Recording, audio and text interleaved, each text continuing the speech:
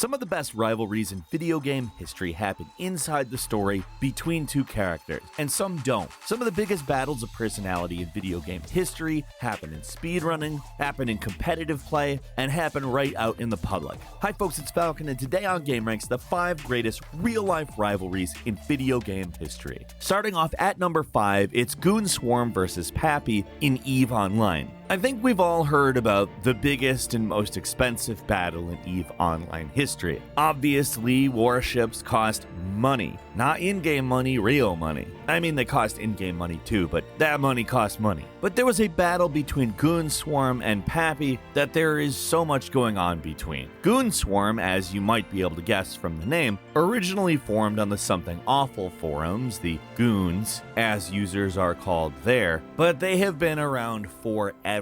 Goon Swarm was playing EVE Online way back in 2005. Pappy, on the other hand, is a loose coalition, which literally exists basically to exterminate Goon Swarm. The leader of Pappy, Villy, was once a fleet commander in Goon Swarm, and he had to take a long break from Goon Swarm activities because he actually had to be deployed for the military, which is obviously a life-risking thing that you do not have a choice about. But when he got back, Goon Swarm did not want him to participate anymore, which is frankly not cool. So instead, he decided to create his own army, and did. They've been battling in various ways for many years now, and they burn tons of money in what seems to just be an endless feud. It's pretty wild, but it's also kind of the point of the game. At number 4, in Final Fantasy VII, there was a level 99 reactor grudge match that, frankly, is insane. This is an entirely spite-fueled prospect, and, frankly, is pretty amazing. An internet user by the name of Dick Tree, which, by the way, great name, Dick, posted a topic claiming he was going to reach level 99 in the first reactor of Final Fantasy VII. Now, just so you're aware, every battle in that reactor gives the party around 80 XP, so not a lot, but in order to get to level 99, you need 2,452,783 XP. So, doing the math, it's about 30,660 battles. If we're gracious and assume every battle takes about 45 seconds, now, just to be fair, we have to say that once you get past a certain level, they are going to be very quick battles, so the average is going to be pretty low. Still, that would take about 16 days of straight grinding to do without factoring in the time between battles. We are not factoring in loading, we are not factoring in the running that you would need to do to trigger the battles, and Dick Tree wrote a check that he did not cash. He would make progress on it, sure, but he would disappear for months on end or just troll people. And there was another user who was so infuriated by this, so spiteful, he registered an account on the forums and said, Dick Tree, I should do this. So from January 2015 to March 2017, Circle Master did do it. 2 years of grinding just to spite Dick Tree, and he completed it. Level 99 in the first reactor. We salute you, Circle Master, not only for reaching level 99, but for showing people they should not talk big unless they can back it up.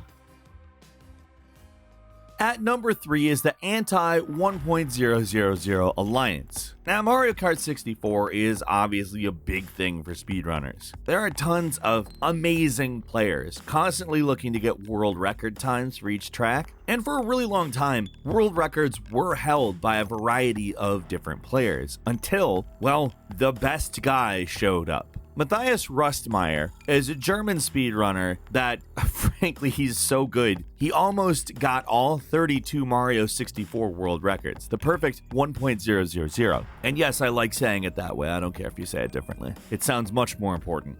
But he almost really became the only player ever to do that. And we're talking on every trick, without shortcuts, or whatever. But the Mario Kart 64 community was like, actually, no, we don't want one guy to hold all of this. So the Anti-1.000 Alliance was formed. Essentially, several speedrunners worked together to knock out Matthias's world record time. However, Matthias would quickly recapture them because he is amazing. Like, even with a coalition of players attempting to beat his times, Mathias managed to earn every world record except for one. But that last world record did end up being his downfall. Other players did manage to crack his almost perfect 31-32 world record, and he never actually recovered. And here's the thing, he's probably one of the nicest people out there. He enjoyed the challenge, and the community loved his participation. Keeping the perfect world record run out of his hands wasn't personal. It was actually a point of pride for the community, including him. Just the pure spirit of competition in a sportsmanlike way.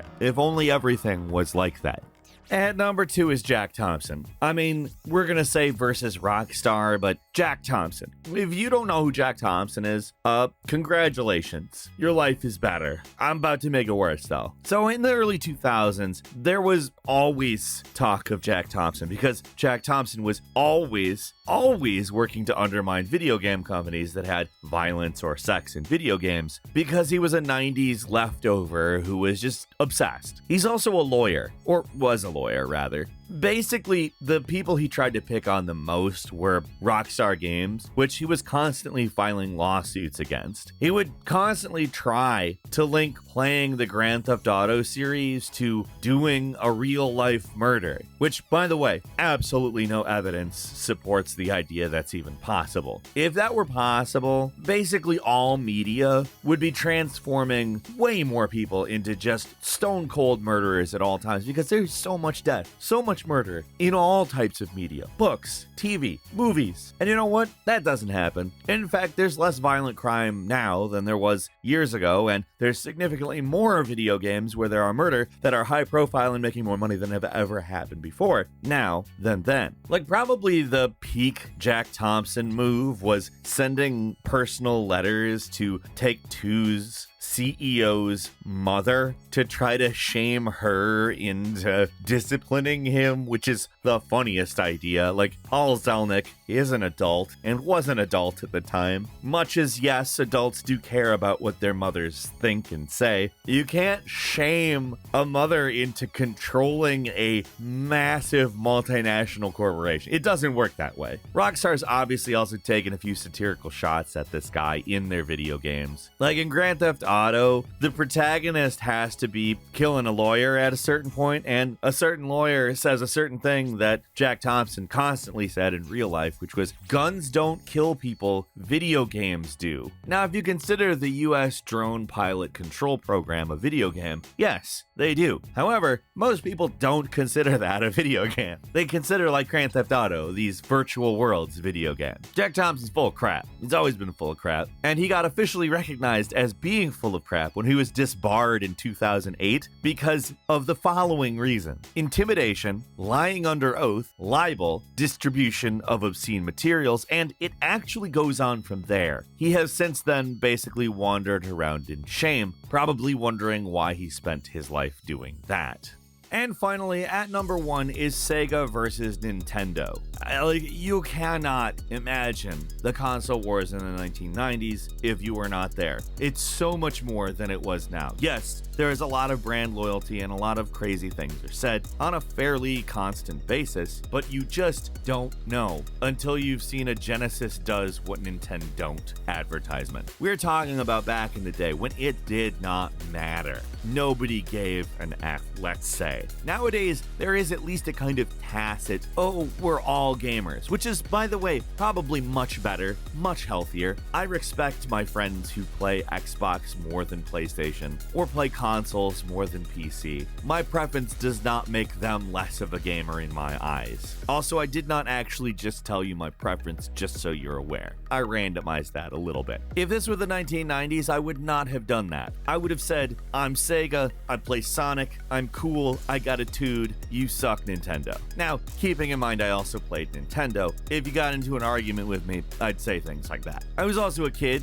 and kids are a lot more confrontational. Also, advertisements definitely had more of an effect on me, and they were really riling us up against each other. Despite the fact that I love the Super Nintendo SimCity, and still love it to this very day, probably my favorite SimCity. It wasn't just Sega launching attack ads like a literal political campaign, though. If you recall the big controversy about Mortal Kombat that more or less eventually led to the creation of the ESRB. Nintendo blamed Sega so much for this because they allowed Mortal Kombat on their platform. Now, unfortunately, Sega made a series of decisions regarding console launches which were totally insane, but their marketing campaign was actually pretty on point. It worked anyways, at least through the Genesis era. Now, Nintendo's still around, publishing amazing games and consoles like the Nintendo Switch, and Sega is also still around, working with them. Honestly, like I said, this era is, for all intents and purposes, much better and healthier. But it was wild, and I remember it, and I participated in it. How about you? Do you remember any of these rivalries? Leave us a comment, let us know what you think. If you like this video, click like. If you're not subscribed, now's a great time to do so. We upload brand new videos every day of the week. The best way to see them first is, of course, a subscription, so click subscribe. Don't forget to enable all notifications, and as always, we thank you very much for watching this video. I'm Falcon. You can follow me on Twitter @FalconTheHero. We'll see you next time right here on gameranx.